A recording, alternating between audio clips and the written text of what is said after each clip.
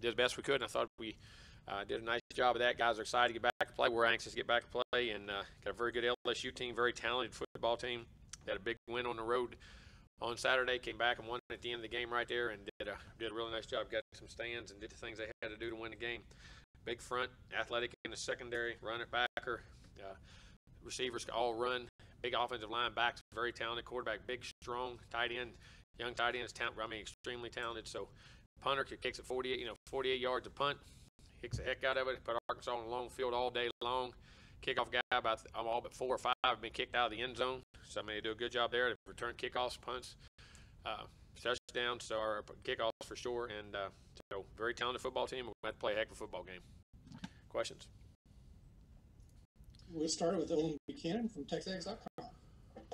Hi, Jimbo. First of all, just to clarify, so y'all have no positives right now? No, our guys all should be there. Yes, sir. Any concerns at all for you about whether or not the 2 week, I guess it'll be 3 week break, will y'all have any trouble picking up where you left off, or rust, or anything of that nature? Well, I mean, I worried that we could keep it going.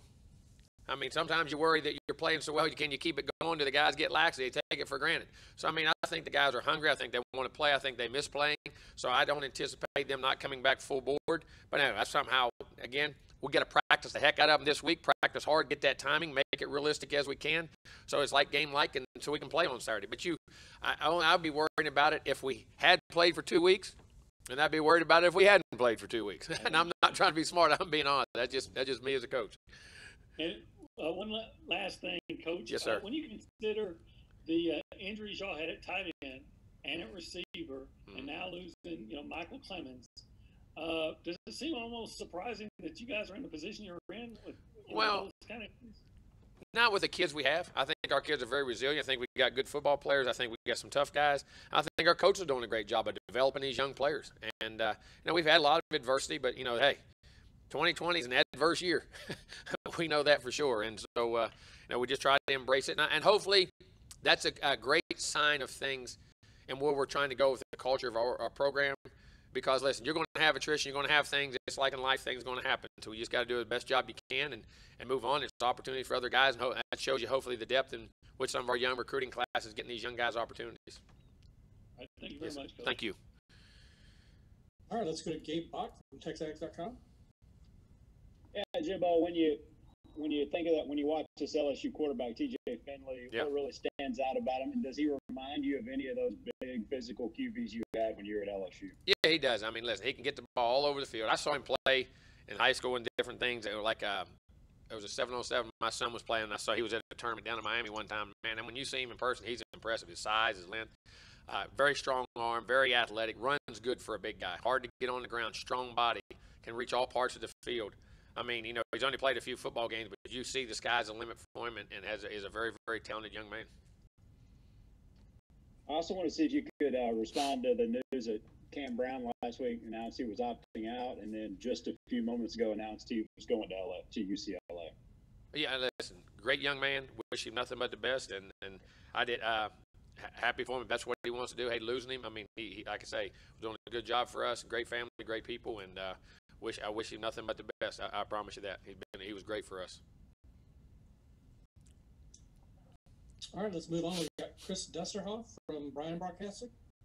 It's Chip Howard, but thanks, Brad. Coach, you went down most of the roster for LSU, but when you turn on the tape, is there one particular area of the team that kind of jumps out at you? I think their overall athleticism, just to be able to run and play with big bodies. I mean, their ends can rush. The tight end is so athletic. The receivers are big and strong. The backs, the DBs can all. I mean, they all do athletically across it. There's a lot of draft picks on there. You know what I mean? And big bodies that can play. I mean, to say that, no, I don't think there's any one area that just jumps out at you. But what jumps out you as a team is their overall size, speed, and athleticism. I know they've had young quarterbacks and they've had good days and bad days. Is that most of the reason for the inconsistency we've seen from this team so far? Well, I mean, till you're actually there and you know the reason, what's being told and what's being coached, that I can't say that because I don't. You don't know that. But I mean, it's usually a combination of everything. I mean, what guys can. That's the thing about putting a team together is you have experience here, inexperience over here. So you try to do as much as the inexperienced guys are, but you don't want to hold the experienced guys back, and and vice versa, offense, defense, whatever it may be. And that's kind of the way it goes. And plus, they've had a new coordinator on defense, so they're getting accustomed to that. And I've been with Bo. Bo's a tremendous football coach. I was on the staff with him, so I know it. So I mean, it's just I can't answer that. And I know I'm beating around the bush, but I tell you, what a guy's being coached to do, what he's being told, you can't answer that. But listen, they're a talented team, and we're going to have to play a heck of a football game. Thank you. Thank you. All right, let's go to Zach Taylor from WTIW. Yeah, Jimbo, this game has been billed ever since A&M entered the SEC as the rivalry game between these two teams. So with the game last year going the way that it did, have your guys talked at all? Have you heard anybody talking about kind of a revenge game, so to speak? No, and I don't speak like that. I'm sure they want to play well. I mean, anytime you get beat, you want to go back and play and compete very well. But I don't ever like the word revenge. I think revenge clouds your thinking. I think that you got two different teams, two different groups of people, two different years apart. You want to win because somebody had success against you. I mean, that's human nature. That's common. You want to stand back up and represent your program and what you do, and hopefully we'll play well. But I don't ever get into revenge because, like I say, one, it's those group of guys are going. Our group of guys are going. Some are here, some aren't. But I always felt revenge clouds your thinking. You got to base on what you have now and who you are and what you do. And I know that you like to take it one game at a time, probably don't pay that close attention to the polls, but with the college football playoff coming out tomorrow night, is that going to be something that you're going to be paying attention to? It is. That's going to be a Tuesday. That's going to be a Tuesday evening. We have just had a Tuesday practice. I will be in there watching film like crazy, trying to get ready for Wednesday and doing because Monday, Tuesday, Wednesday, Thursday, they were grind days. I won't have time to look at the TV. Somebody will tell me, listen, say it's not important. That's your ultimate goal where you want to go. We understand that. It's great to be mentioned. It's great to be up there. You want to be there. You want to be in those situations for sure because you don't want to have to climb. You put yourself in those things. There's no doubt. But you can't worry about it. What we have to do now is take care of our business one week at a time. And if we're in there, we're close, then that's awesome. Hopefully that'll keep us playing and doing the things we have to do. But it ain't going to make us win games. It ain't going to make us lose games. What's going to do is how we prepare and how we look at things and not let that stuff get clouded in our head. Thanks. Thank you. All right, let's go to Brent Zorneman with the Houston Chronicle.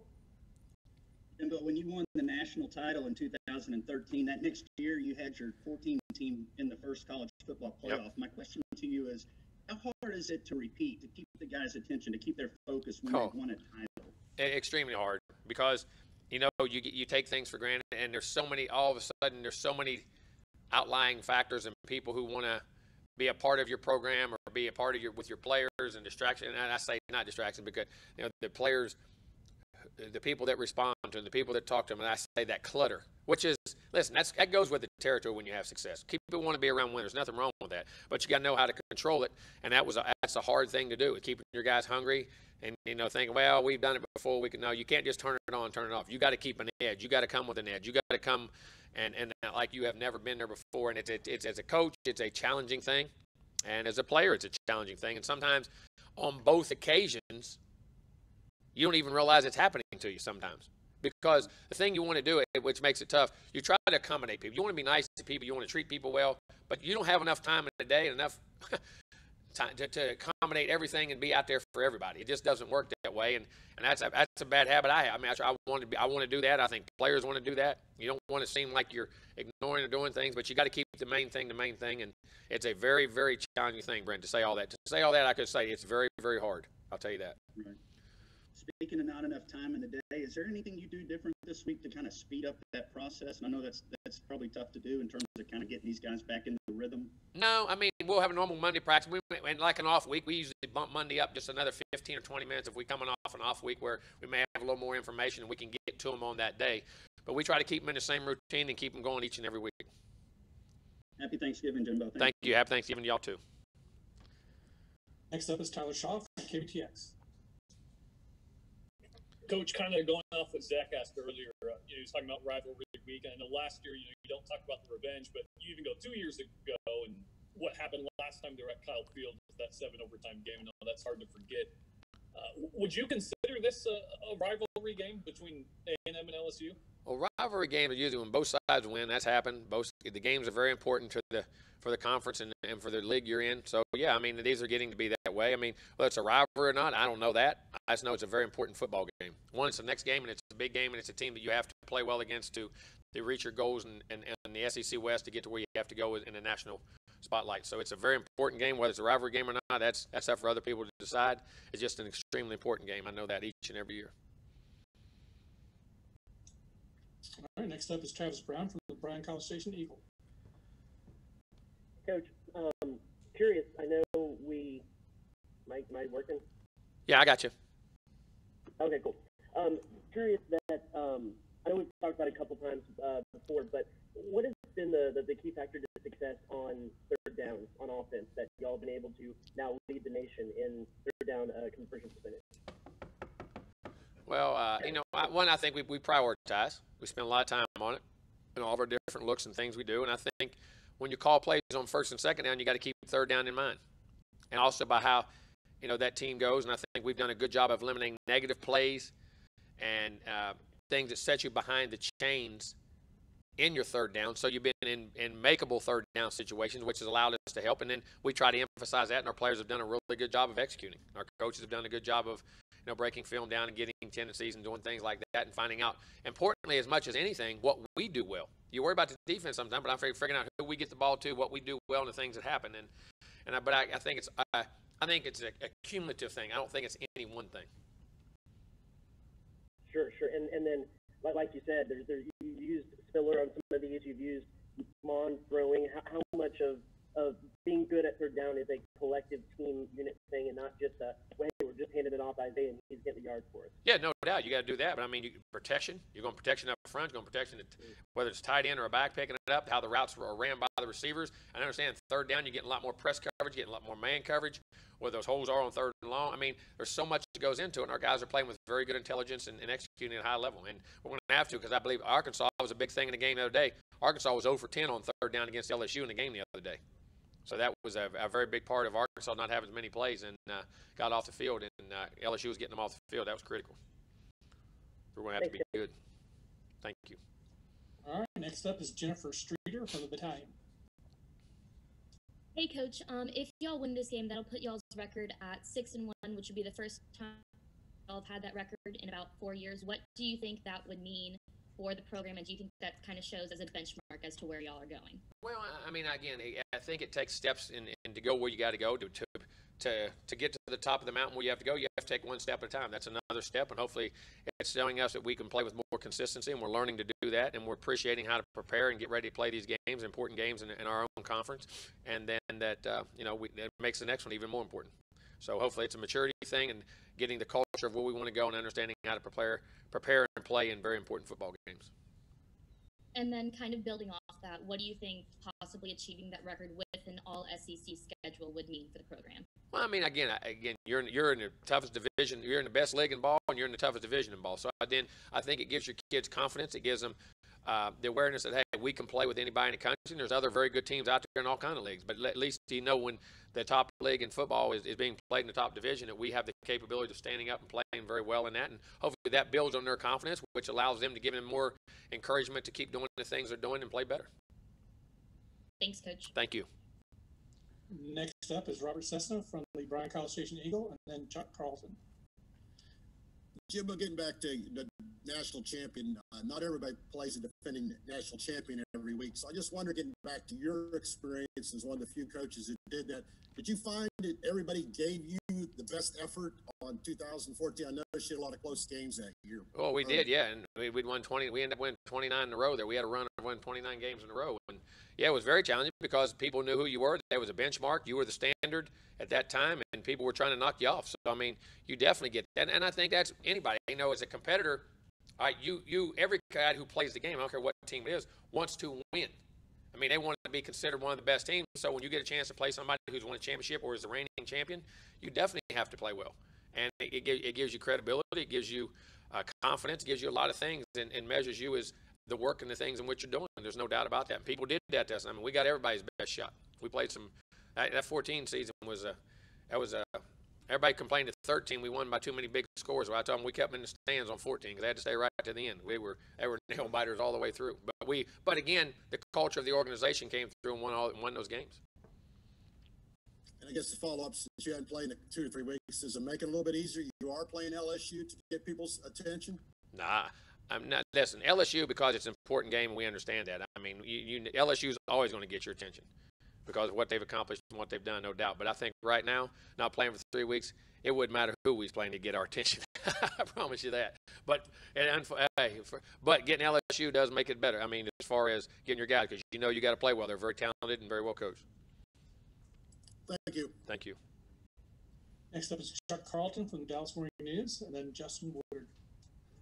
Jimbo, I mentioned you have a whole lot of other concerns besides the college football playoff rankings. But I was just curious, this is such an unusual year because even with you having the 2 postponements, you will have played a lot more games than, say, teams in the Big Ten, teams in the Pac-12. Do you have any thoughts about how the committee should weigh that in terms of the rankings? No, I mean, I haven't had time to sit down and think about it. I'm trying to win games each week, and I joke, but they'll think through it. They'll do a good job. You got great people on the staff. You got a very diverse group of people who've had years and years of experience in college athletics and doing these things. They'll do a great job. And like I say, the thing about this year is it's not going to be even. As I say, fair, it will be fair because I think they'll make it fair. But things aren't going to be even. The number of games you play, who had to sit out. And you got to understand, sometimes it's because of COVID. Sometimes it's because they got started late. I mean, it's all because of COVID. But, I mean, different reasons that go in with it. So, I mean, listen, they'll do a great job. The committees will be strong. And, we have to trust those folks and we'll live by what they say. And a quick follow-up. The SEC is holding off on the game times for the first week in December. There's been speculation they might be readjusting the schedule. Has anybody at all contacted you about that? I got the same thing what you just got right there. They said that 6 days before they would tell you the game times and all those types of things. I know exactly what you know. Okay, we'll go to Justin Woodard from KAGS, then Mike Lucas from KAGS. Hey, Coach, we hear a lot about complimentary football, right? It just seems like right now you guys on both sides of the ball, before obviously the 2-week hiatus, playing really well together. Like get a turnover, get a stop, and you go down and score, Coach, and you separate from your opponent. How big do you think that is right now for you guys? I think it's a part of football that we don't talk about enough. We talk about third down, we talk about red zone, we talk about all the stats. But when do they come? When do they occur? What's the accumulation of when they occur? What's the how the offense and defense play each other, momentum of the game and controlling momentum of the game and swings in the game. I think it's a very big part, and I think it's usually a very good sign of a football team that's understanding, how to playing well is one thing, winning is another. There's 2 different parts to that. I really believe that. And you can play well and not always win. You know what I mean? And you can win and not always play well. You got to know, and you can steal games, and you can play games and do things and play real well in games and situations not handled. It's an ever-educating process. And I don't care what I think I got figured out as a coach. It educates me, too, because games fly off every weekend for different reasons. But I think controlling those momentum swings and understanding that momentum and when to turn it up, and I say you turn it up, but really to really enhance and execute at those right times, it's pivotal. And in critical parts of the game, our team was doing a very good job of that. Hopefully we'll continue. Thanks, Coach. Thank you.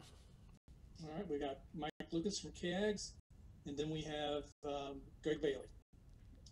Hey, Coach, when you have a stable of running backs that complement each other as well as Isaiah and Ice and Ache and all those guys do, what makes that such a difficult matchup for opposing defenses when each back kind of brings a little something different to the table? Well, I think the game is so diverse now, and you do a lot of things. I mean, and then how they have to play there, it turns into a personnel matchup.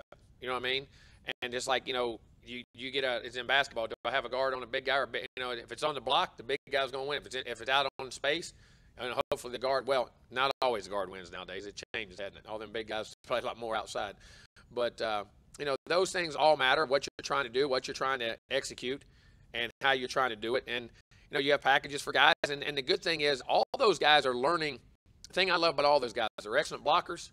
They run between the tackles, and when your little guys, as I say, your smaller guys can do that, it really makes it a tough matchup because they can't put all nickel and dime people in the game when they have to go in the game. So that helps with that.